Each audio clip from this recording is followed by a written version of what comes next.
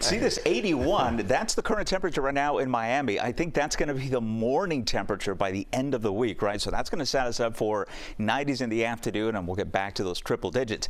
The thing about the end of the week, though, is that we're going to return our thunderstorms. So unlike the last heat event we had, this one at least will cool us off in the afternoon. And as I mentioned in the last half hour, we need the rainfall. Here are the numbers there in Miami, falling behind for the year. Not by much, right? We can take care of this with one rainy day. We're only down by an inch and 37 hundredths there. Before Lauderdale, look at this. We have been missing rainfall there the entire year. We're now down, well, approaching 6 inches of rainfall, so that's going to be an issue tomorrow when we get close to that half foot below normal. And then the surplus has all been down across the Florida Keys, particularly in Key West. We've had multiple rain events there where it has come down pretty heavy. I think tomorrow, again, we don't have much in the way of rainfall because the steering currents, as I've been talking about, taking the storms over to the west coast. There is going to be a little batch of moisture hitting the Keys, so more rain there, but it's not until late week that we switch things up, and that's when the thunderstorms return.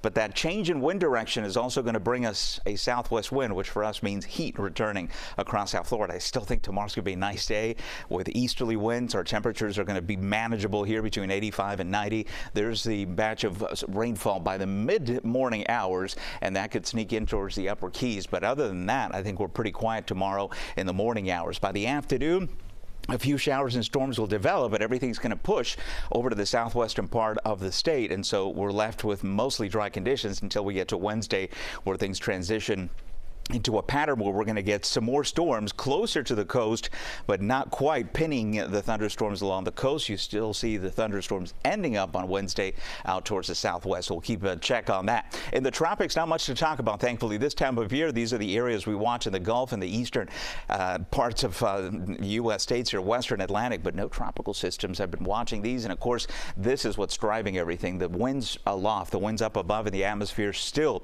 going to knock anything down that tries to get going. And if that doesn't do it, this will. Saharan dust still nice and healthy out there. So this time of year, we don't look that far out, but we'll keep you posted if that changes. Rip currents on the low side. Again, another nice beach day for tomorrow. Another nice day in general. Think rain coverage only about 20%. That's going to be mostly for inland areas before we start sharing the storms with the rest of the coast here. That'll happen towards the end of the week, along with that heat returning in the 90s.